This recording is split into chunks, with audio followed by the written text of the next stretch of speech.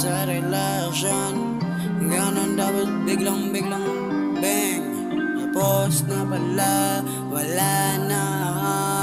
Ayoko na, pigilin mo na. Pangalawang beses ayoko na talaga. Ayoko na talaga. Ayoko na talaga. Ayoko na talaga.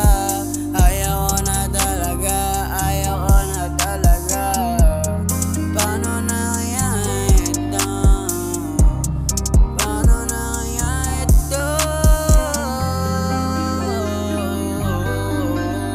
Bakit na lang lagi ako?